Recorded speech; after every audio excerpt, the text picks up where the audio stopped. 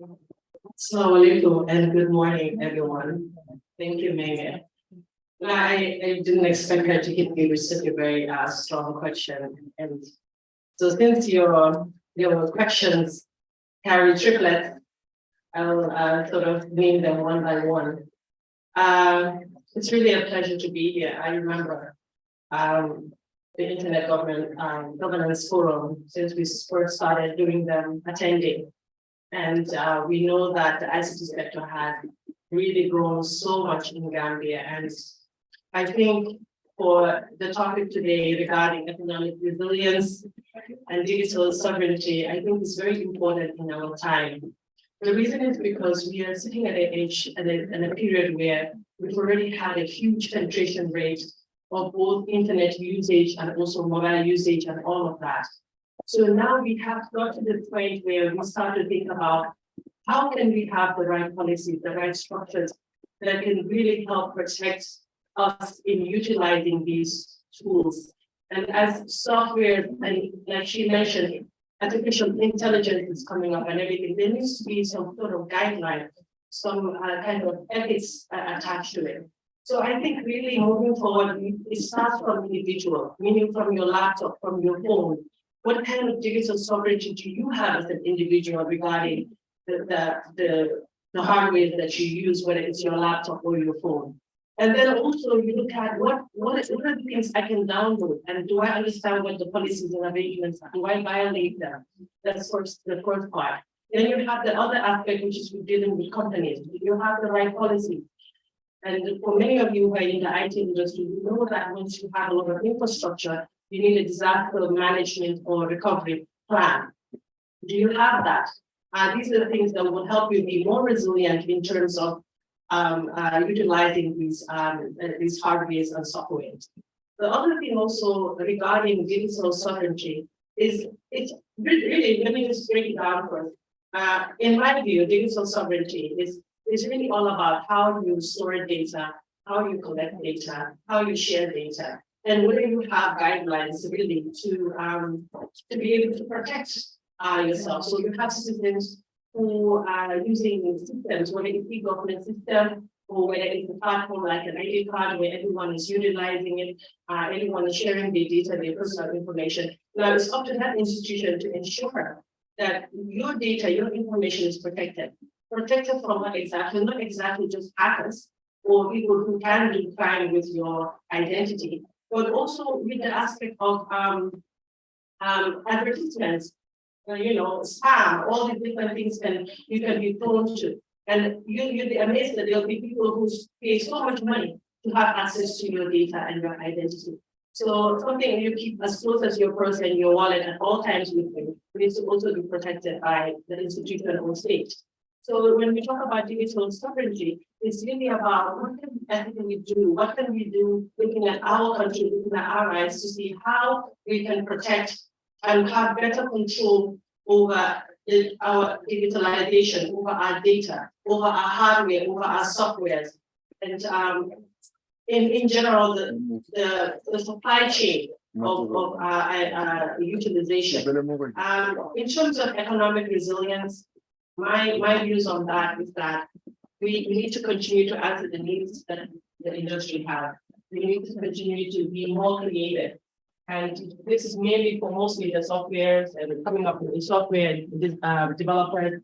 What kind of solutions can we do that will help make our lives easier? Because that's what all technology is about, is how to make things easy.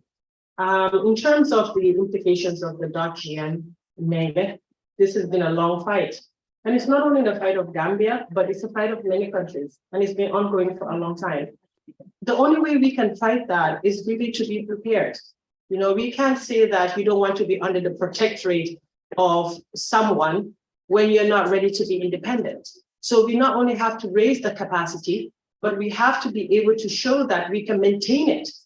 And that requires a whole lot of growth. And once we have the capacity to uptake, then we can really fight to actually maintain it.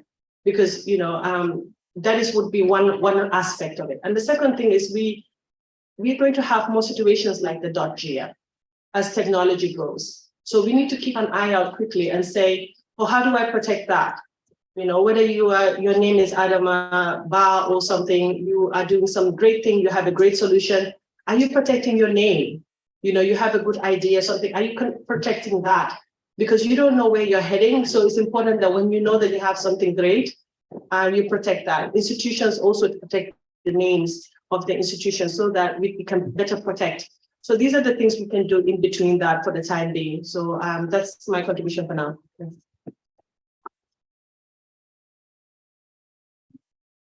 Thank you very much. And please come back and rescue us. Of the record. Thank you very much, Fatim. She really did hit the nail on the head. And like I said, driving the notion of preparedness home. We as a country need to be prepared. COVID came and went. We were not prepared. AI is coming and it will go. We are not prepared. Fintech has been born. We are not prepared. We need to start taking these conversations seriously as a country. And the ministry I am putting on.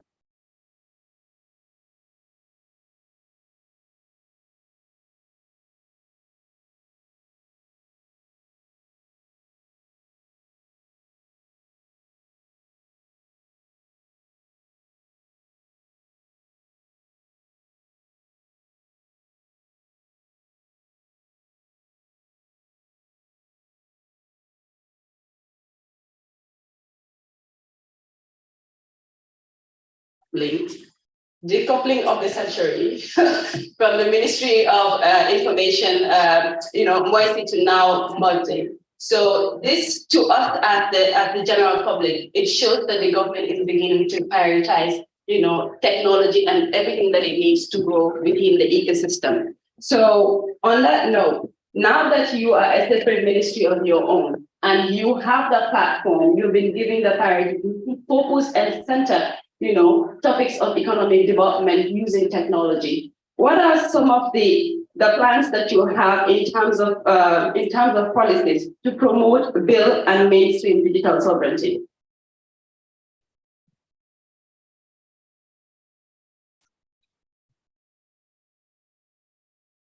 Thank you very much, Madam Moderator, fellow panelists, and all the ladies we have.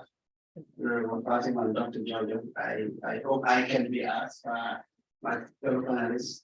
When I left my office earlier, I was supposed to moderate a panel in the afternoon. I walked in and decided to say hi to one of the presidents. And then all of a sudden, I have to be on this panel.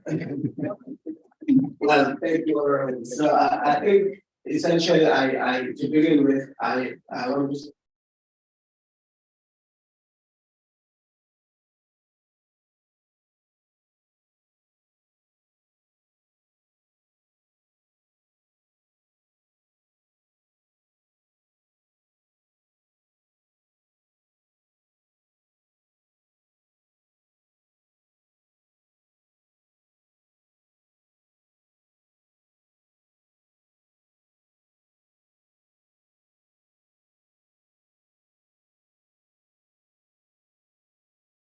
also in Sao Paulo at the Net Mondial.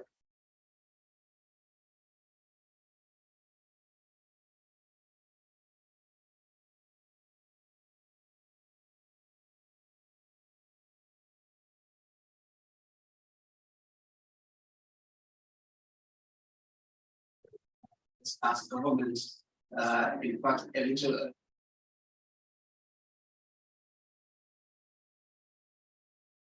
And talk and look at from scratch. Essentially, for me, a lot has been happening. I want to right? In fact, that takes me to a question: the decoupling of the ministry. Don't you believe is something that was triggered by the ecosystem, especially from the different problems because for too long, I think the ecosystem has been crying, that government is not really prioritizing ICT. Because essentially, if you look at it, what we have is, we know ministers are political figures, but most of the ministers at the ministry are mostly media biased.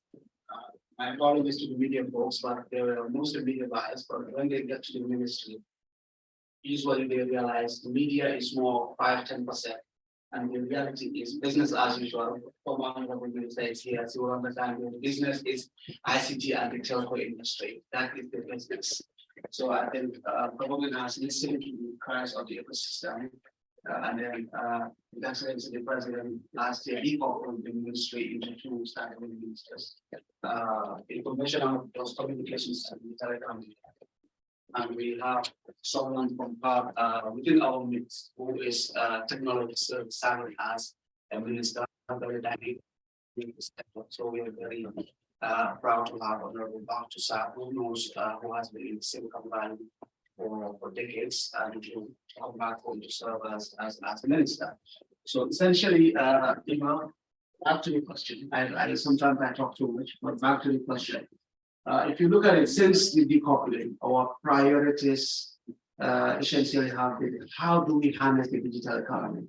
Because we know the next panel we will have data on data, but we always say data is the new oil, but essentially data has surpassed oil. If we look at the statistics in people in Nigeria now, what the digital economy sector is contributing has surpassed what oil, the oil and gas industry is actually contributing to the GDP. So essentially, Gambia we are listening, and the trajectory is we want to harness the digital economy. How do we do this?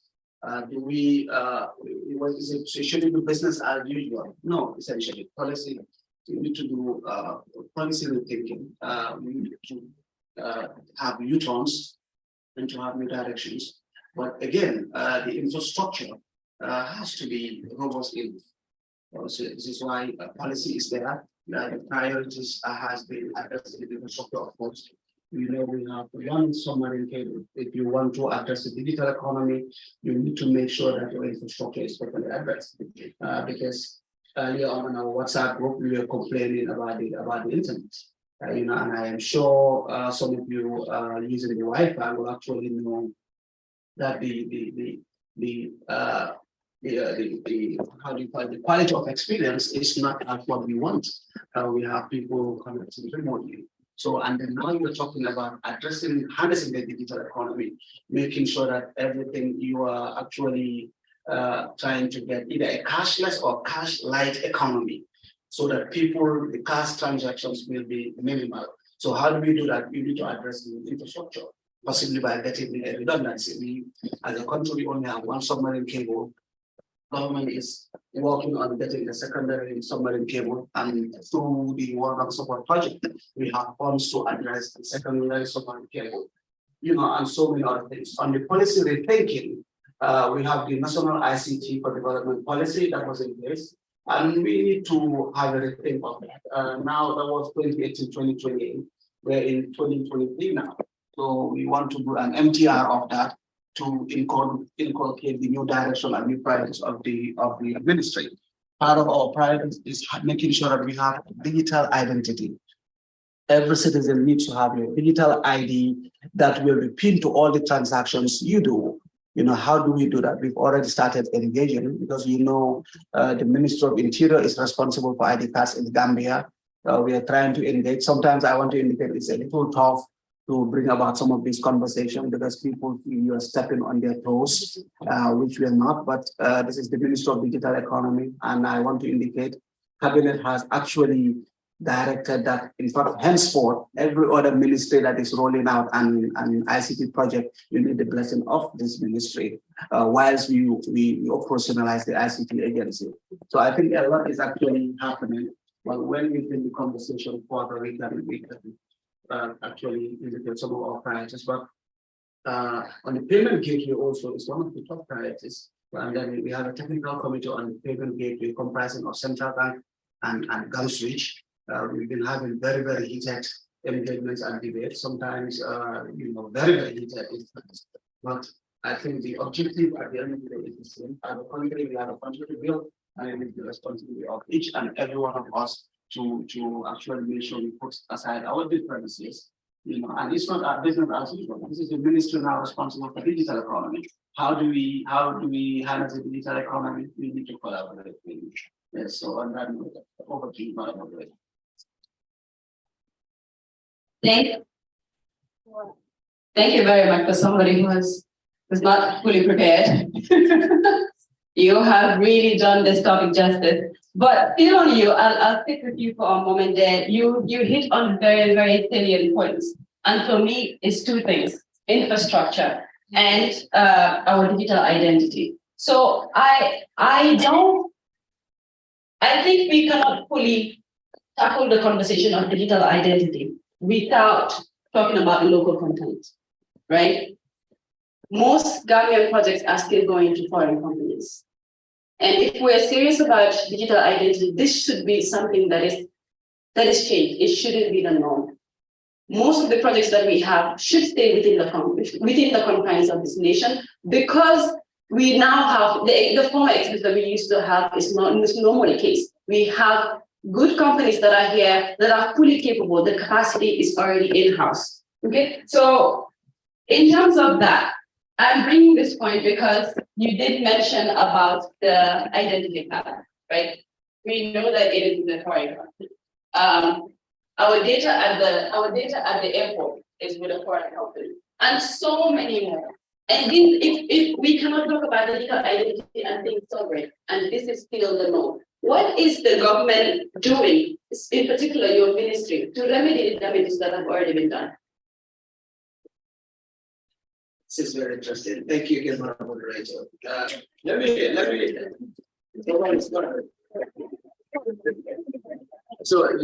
me begin with policies and development.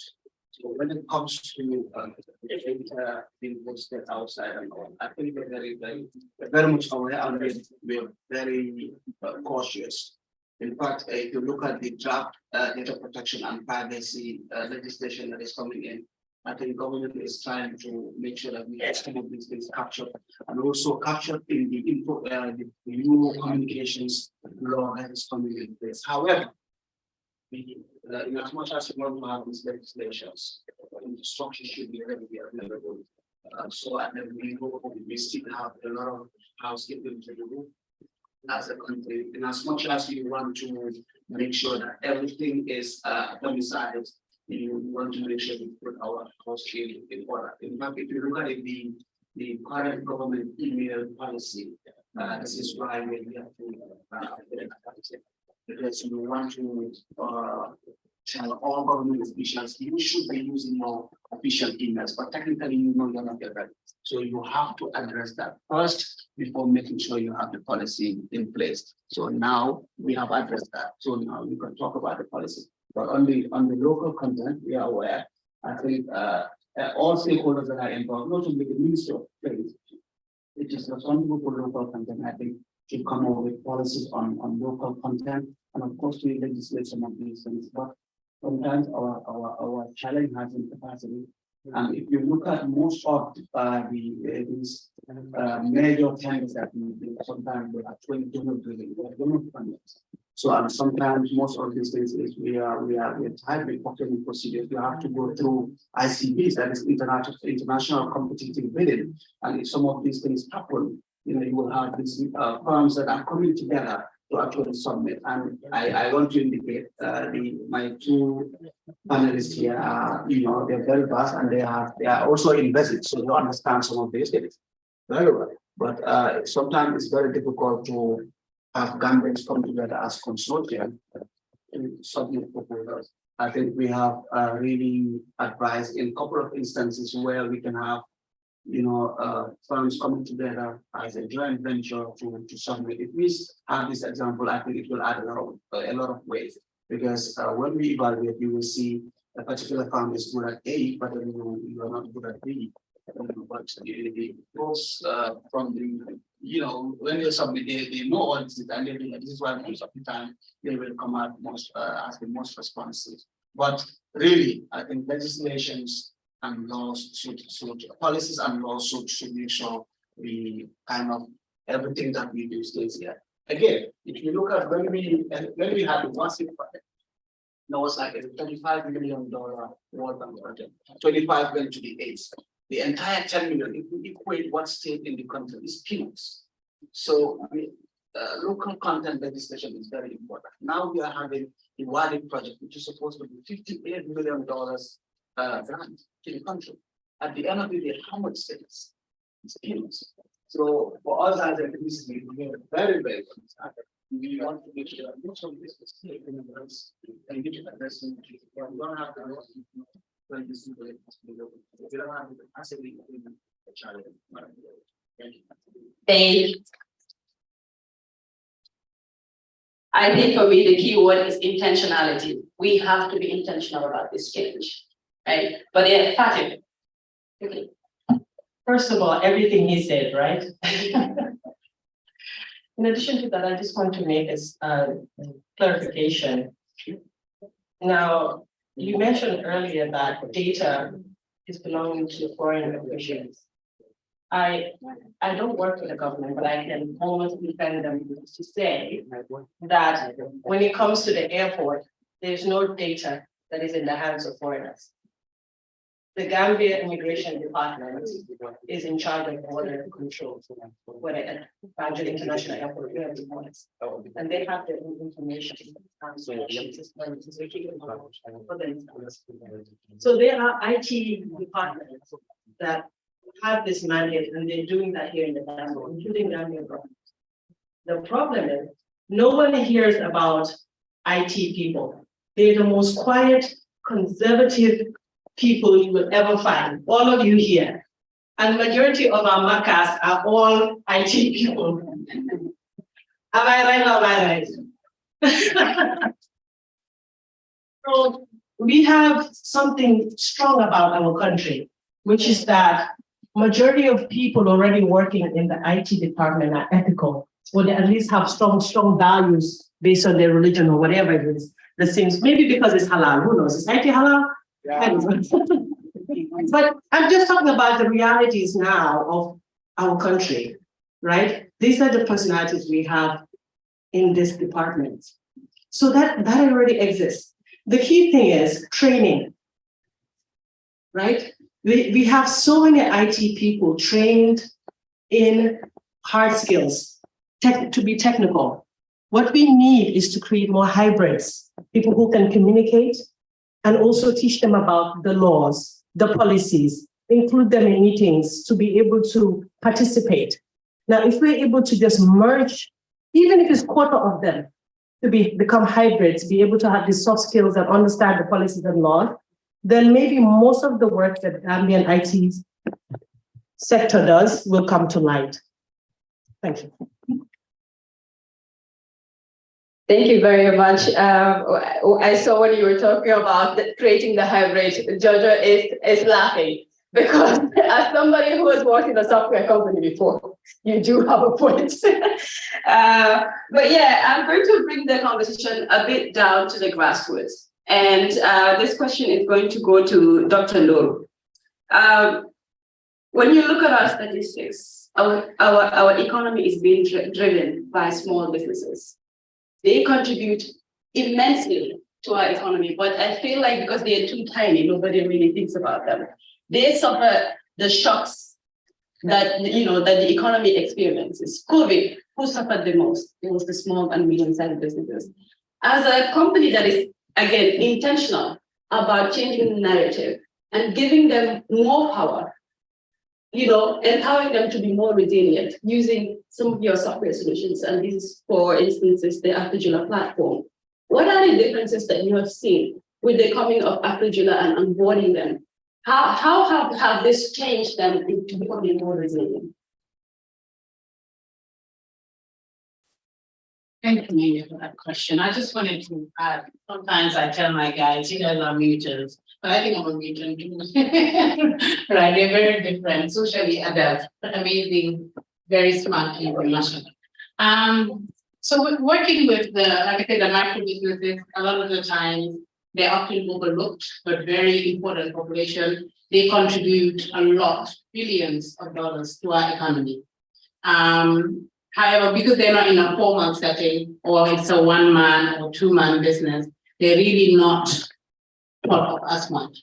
And so what we did with Afrijula is, I think a lot of research has to be done to understand what are the challenges so that we can come up with solutions. When we try to do things blindly, it does not work.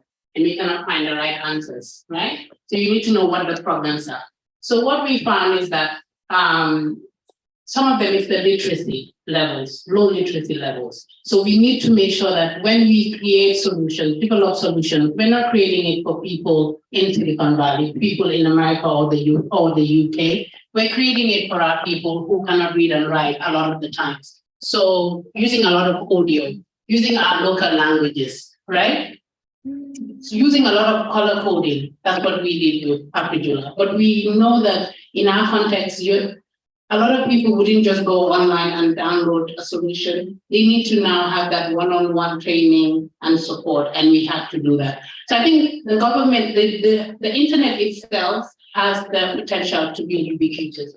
It has the potential for everybody to use and everybody to have access to it. So they need to intentionally, as you say, drive universal access. But even when we talk about access, we need to make sure that it's meaningful access. Is it good quality? The speed, these are all things that we need to look at. The availability of the devices. And in certain countries, they actually make a deliberate effort, right? So in some countries, what they did is that they have some subsidy or tax cuts when it comes to devices. It means that now it's more affordable. So when we talk about affordability, it's also not looking at the price of the device, but you're looking at it compared to our earning potential.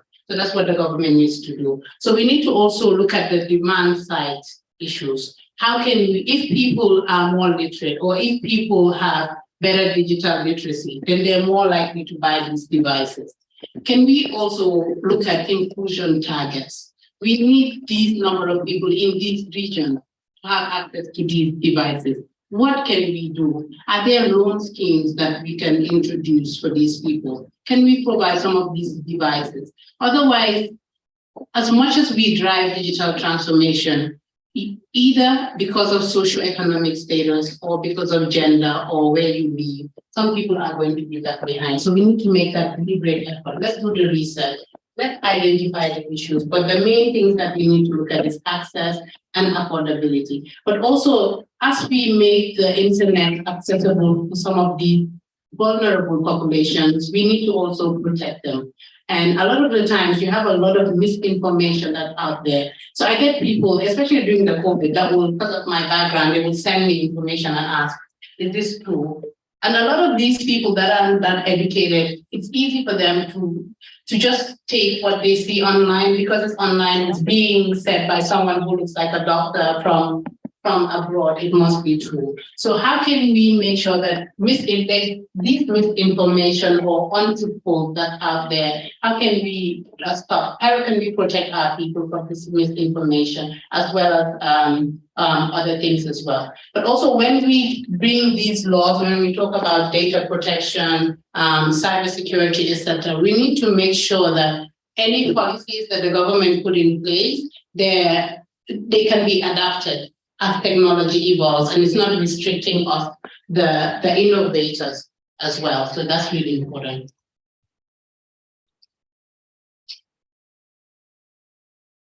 Thank you so very much, Jojo. You do have a point there.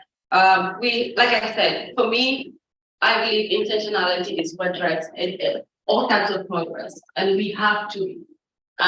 This concept of digital sovereignty and economic resilience, for me, it's challenging. We have the government, we have the businesses, and we have us, all of us in this room. We all have a role to play. And I hope that during this panel discussion, you guys can go back home and sit and ask yourselves, how do I contribute? What is the role that I can play? How do I make it better? We have about 5 minutes to wrap up, but before I take 3 questions, quickly for Fatim, as a strategist, especially for ICT for development, I need you to give Mr. Amudair to take back to his ministry 3 recommendations in achieving this.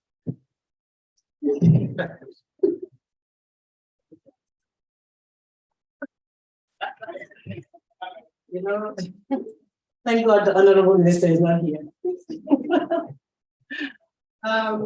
No, it's always been a pleasure seeing Alan grow to this level, and you know, he really grew up to the ranks at the ministry. So I'm very pleased to have him here, and you know, the PS as well. We have a long history together, both background in ICT, and we were together in the ministry together, so young, so young, doing things, having big plans. So to see all the development that the sector is doing, really, we're so proud of it. Really, I think one of the best stories of Gambia is emerging from the ICT sector in terms of the uptake. I think for me, the ministry, the only thing I would talk about would be about the data center. I think it would be critical to have that up and running nicely. And I know they already have plans to do that. The PS had alluded to that. I think it's very critical because all the departments, all the ministries, all the data we keep on collecting, it needs to be saved. You know, paper is not the way to go. I mean, I've seen how paper is stored in plastic bags and kept in containers. And, you know, with time it runs out and that's it, history is gone like that. Come in 100 years and we can't tell you anything about our time or how we did things. And so we are erasing our history with paper, in my view. And so really the ministry can help us with this. And thank God they're working on that. I think also perhaps digitalizing mails would be interesting because, you know, a lot of leakages of mails that are supposed to go to government, people think it's just for the people to know what's really happening, but it's a security risk, actually. It affects our sovereignty when certain information is out there in the public. And so I think there needs to be a solution to digitalize our mails so that at least it can be filtered and the right person would receive the mails. Still going to records department, having that person write it in, put it in. You know, it disappears. Some of you have applied for things. Has it not disappeared? Yes. You know, on the record, you come back to find your birth certificate or something that was there that you filed a long time ago. They ask you for your copy, right? So these are things that we really need to get away from. I think also the ministry should look into research. I'm a big fan of research. I'm glad I'm sitting next to a wonderful doctor here who has graduated in that. But you know, we have so much data from the University of the Gambia. So how many of you have done dissertations here? How many of you have done dissertations? A lot of you have done research. Where is it? Where? In your laptops. What if it shuts down? Right? Imagine having a source where we can keep all the research that we've done in this country from all those different topics of your own passion. Imagine the notebooks from grade 10. If today you should look at a grade 10 notebook for history. You'd be surprised at your notebook and that one from 2001 for me. And now, how the history has changed all of a sudden. It's because it's not recording. We're still doing oral transfer of knowledge. Believe it or not, we are still there. We need to digitalize. So I think really this area would be great to support, especially with the UTG being like a good arm for the ministry to make sure that research is documented and our history is maintained digitally, of course. Thank you. Yes, from Dr. Thank you for that. I just wanted to add a few things for the ministry. So we keep on talking about digitalization, but if our work processes don't change, then we're not moving anywhere. And an example I've given in the past is, for example, with Africa, we have a digital loan application platform. When people apply, the banks would require you to still go in Africa, right? Because of central bank regulations. So we need to make sure when we talk about digital transformation, it's everything. It's the culture, it's the work processes, it's the policies, right? And the capacity that we're changing as well. Otherwise, it won't help. We can come on with a lot of systems, but it's not going to make much of a difference. That's one. Secondly, I think the ministry also needs to work on governance, but also partner with the private sector to implement a lot of these. So some of the plans that you already have players in the ecosystem working on these. How can you now support them to make it successful? How can we come together? You spoke about consortium. I think, having PPPs is the best for this country to move forward. Gambia is a small country and there's a lot that we can do together. When you do travel to some of your forums, right, take along the private players because they can drive things as well. And then thirdly is come up with these intentional targets in all sectors, intentional targets. This is what we want to do and this is how we're going to do it. I think it's important. Okay, Megan. I'm not going to do justice to this until I also tell the ministry. Mhm. We need cheaper rates for internet. And mobile, we really do. This should be a priority, honestly. If we're going to prosper and create a digital economy, we will require cheaper rates. We need to be able to tell players that this is how much the Gambia can accept as a rate. Are you ready to play with this number, or are you ready to leave? That's it. Just one more.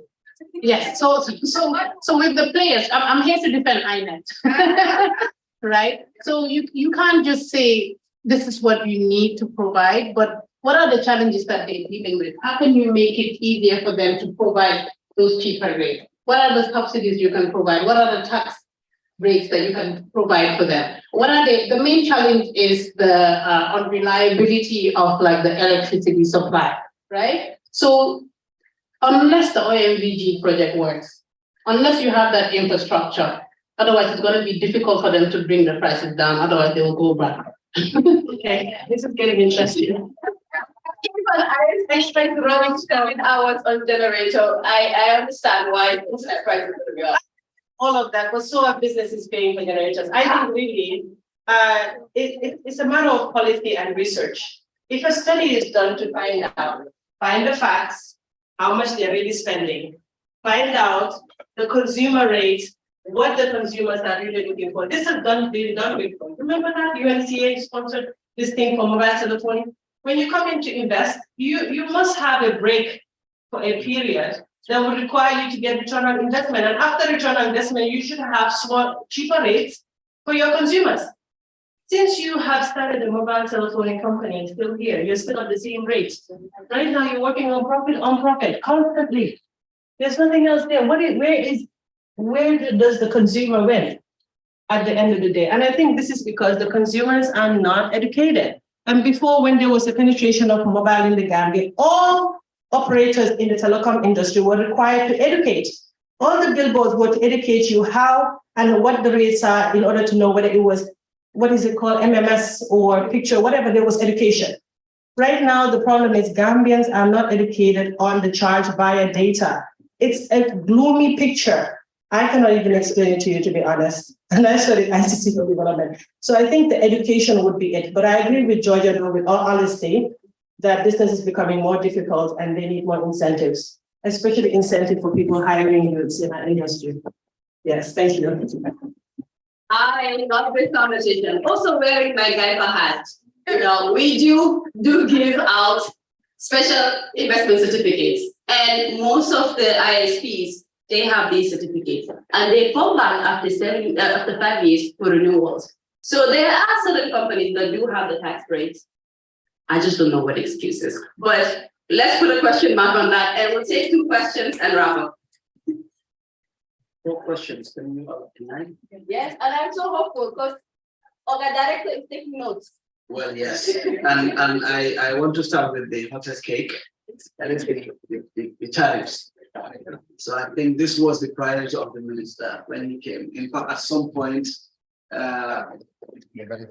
Minister will have to tell you, Honorable, you have to break a little bit, because he just wanted to just declare like what Honorable Martin here just said. But a lot of consultation has been ongoing with the operators. And then if I take off my hat as ICT director and a consumer, and also, you know, just a Gambian, the sector is actually the most taxed sector, really. And as much as we want to reduce the pricing, the government policy is not actually allowing that. Because if you look at this sector, 15% VAT, 5% excise tax, you have to pay GRTS levy, there is forced levy here and there. In fact, everything government wants, we take from the telecom sector. And if you look at the operators and the players, the ISPs and the operators, the municipal taxes is also not harmonized. Example, a particular municipality will tell you, you pay per site. And a particular municipality will tell you, if you have 10 sites in my region, let's say you pay, let's say 100,000. But one particular CRR may tell you, you pay for space. So it's not harmonized. So as a minister, we have engaged the Minister of Finance to look into some of these things, because at the end of the day, if the pricing comes down, you're actually driving volume. Because now people cannot afford it. This is why they're not buying a lot of data. And there's actually a lot of internet hotspotting that is happening. And if you look at it, the quality of experience is terrible. People will pay $25 per day from these people that do internet hotspot, but they cannot even do one page. It's terrible. As a minister, we are looking into it, and the minister is so much concerned that he is going to implement this. And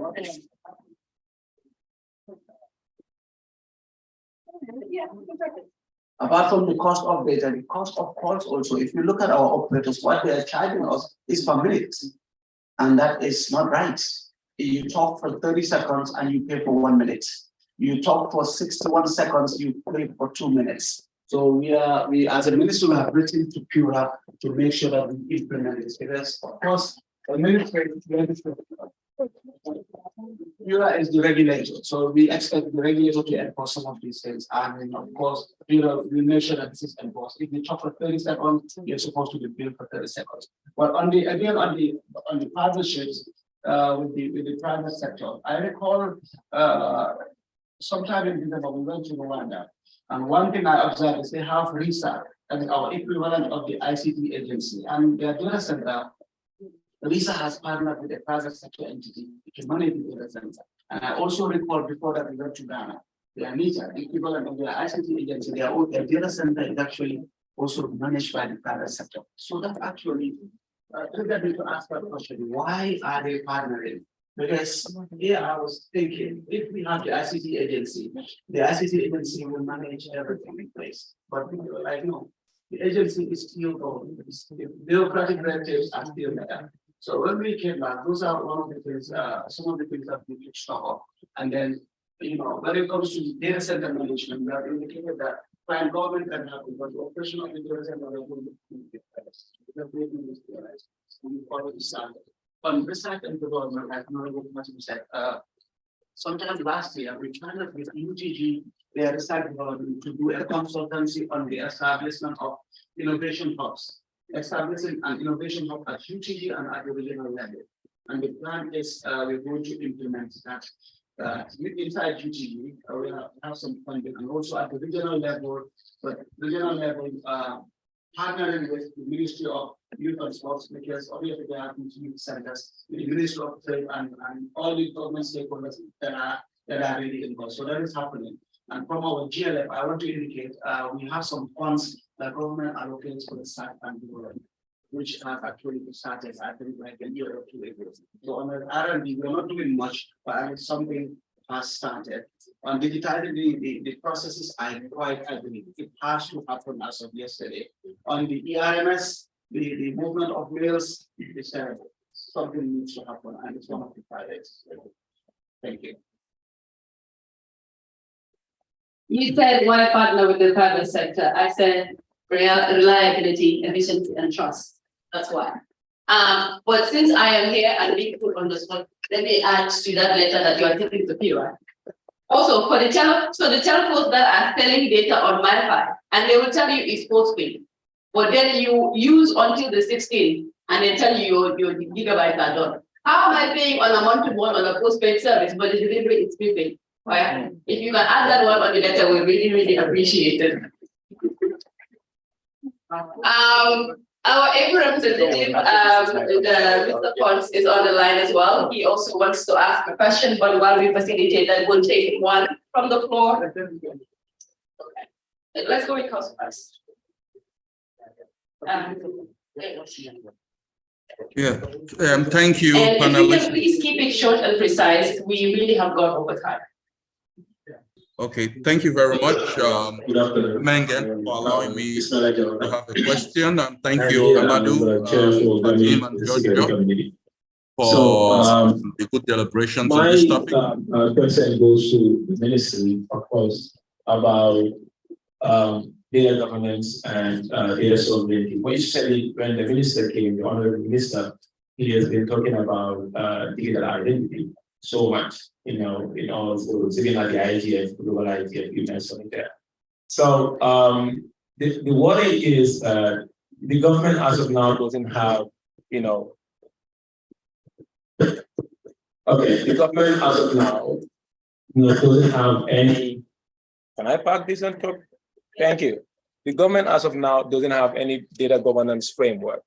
And this actually caused a whole lot of problems where you have, government itself, hosting servers, email services with, Office 365 and a whole lot of, deployment of data on other areas.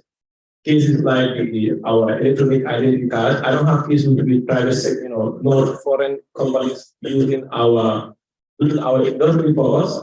But the problem is, the problem is, whether the data is staying here in the country, data sovereignty.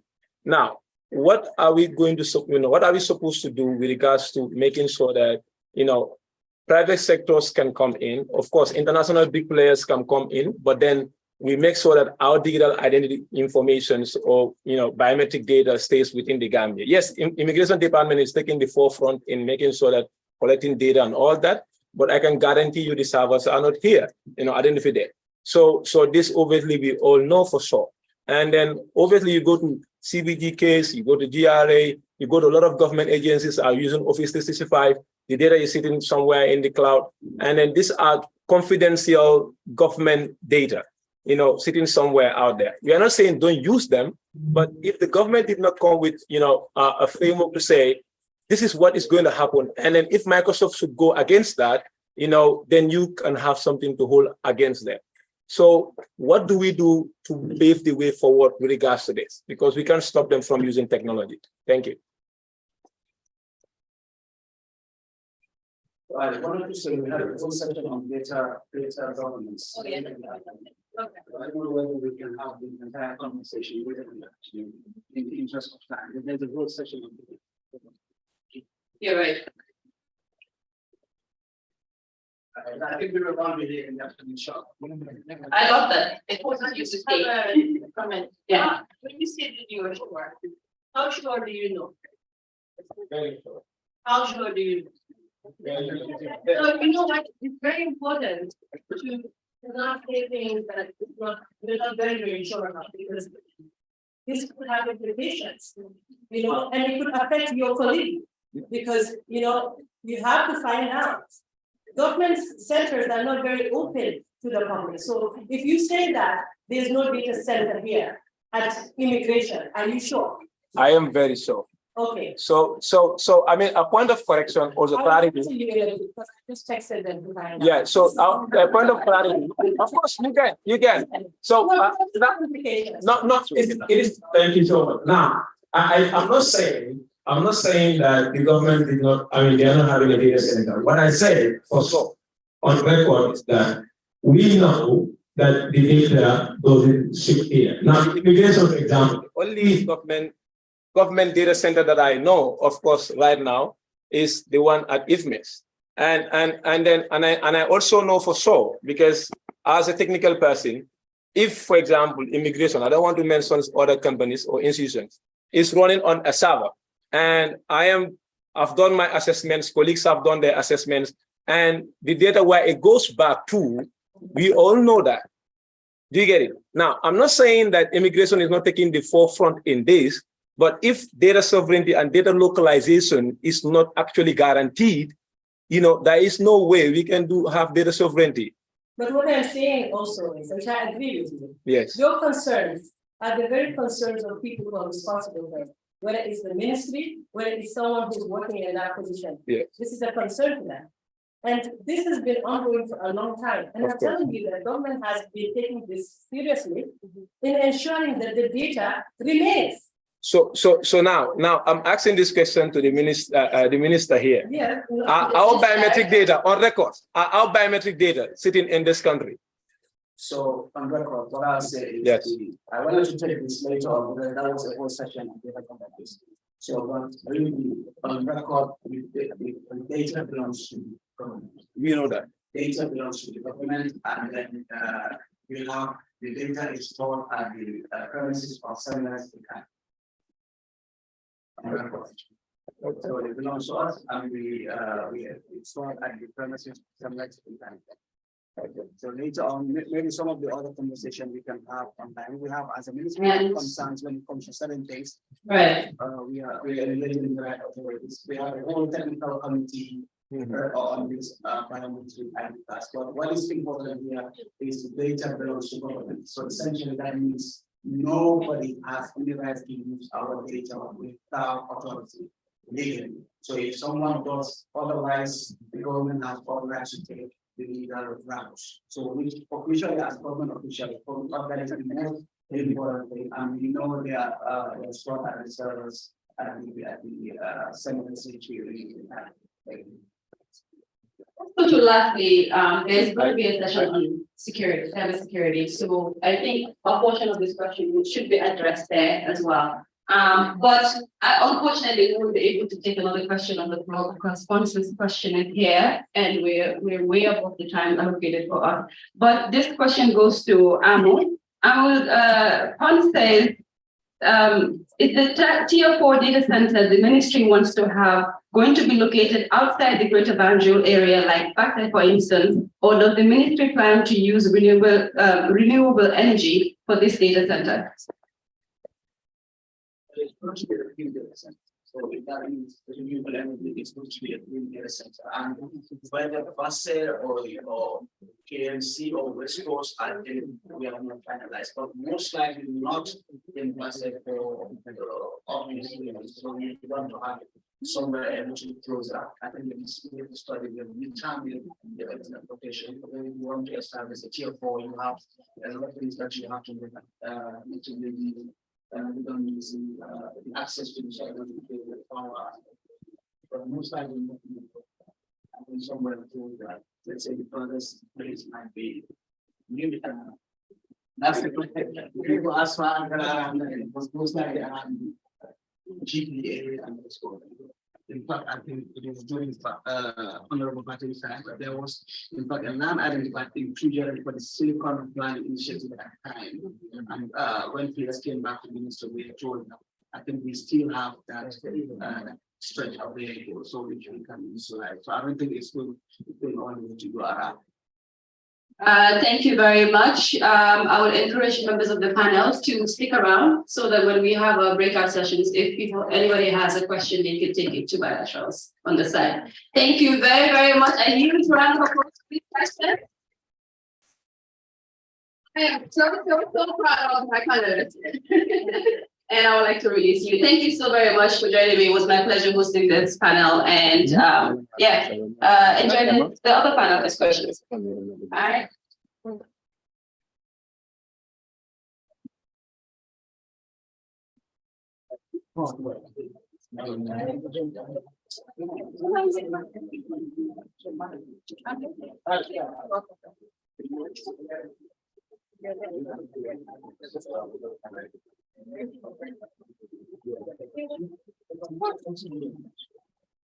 Hi everyone. Before we move on to the next session, we'd just like to announce that the Youth IGF, we're breaking out now. So the Youth IGF is happening in Press Room 2. So it's like opposite the reception area. So all the youth can go there now. And we'll now have the next session, which is on cybersecurity and chat. So I'll call on the moderator, Mr. Amaduba, to take over.